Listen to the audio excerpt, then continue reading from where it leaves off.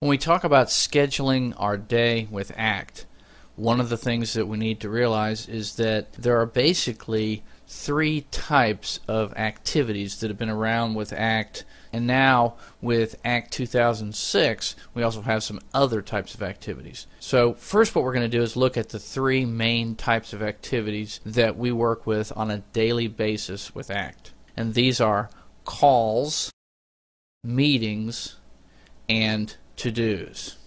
Now, calls are telephone calls in ACT terminology, not to be confused with like a sales call. A sales call would be a type of meeting. So when we schedule a call, what we're doing is we are setting a reminder to ourselves to make a telephone call to someone, to ask them something or to get more information or to follow up or whatever. But it's an actual telephone call that we are setting ourselves a reminder for. A meeting is, of course, to schedule a meeting, to schedule a face-to-face meeting, which might be after we've made a call. And then, of course, a to-do just adds something to our task list. Now, as you can see, we can use the menu bar, and in particular the toolbar, which is part of the menu bar, to simply click on the icon to schedule a call, a meeting, or a to-do. But we could also just right-click on the contact, come down to schedule, and we could schedule a call, a meeting, a to-do, or an other. Well, what's an other? Well, in ACT 2006, we can schedule other types of activities even above these three. We click on Other. Notice that it starts off with a marketing call. Now, this could be part of a series of marketing calls that we're going to make to a certain company. We can also schedule personal activities and vacations. Notice I just clicked on the drop down so that I can choose what I want to schedule. Also notice that now I'm in what's called the Schedule Activity dialog box. Now, I'm going to close this again just to make a point. I'm going to close the Schedule Activity dialog box, and now what we're going to do is we're just going to click on Schedule a Call. Notice that the Schedule Activity dialog box is now back open again. Now, the Schedule Activity dialog box is where we do all of our activity scheduling. How we get to it varies. We can get to it this way. We can get to it through the calendar, which we'll look at next. But how we get to the Schedule Activity dialog box doesn't matter as much as what we do once we get there. Once we get there, we can choose the activity type, and it'll default to the one that we got there using. In other words, if I clicked on, let's set a call, then that's the activity type that it'll default to. But if I change my mind and say, oh no, wait a minute, that's not a call, that was a meeting that I wanted to schedule, then I can simply change that in the drop down.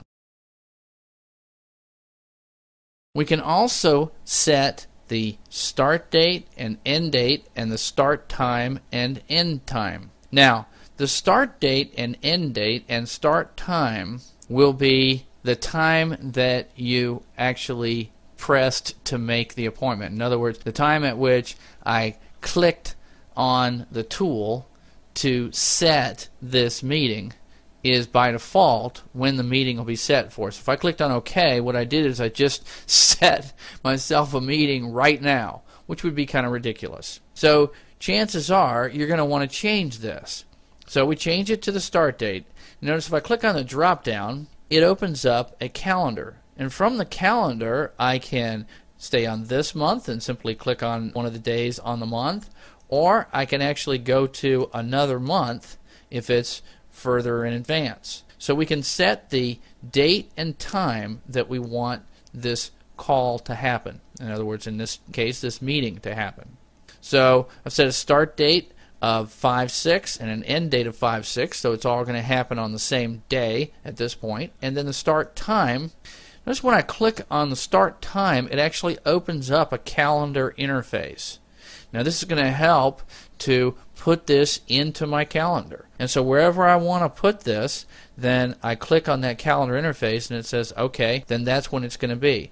And the end time, notice, is I set it for 3 o'clock. The end time is now set for 3:10. That's because my preferences are set that meetings last 10 minutes. Now, that may be something I want to change because I don't think I've really ever had a meeting last for just 10 minutes. We're just getting warmed up in 10 minutes.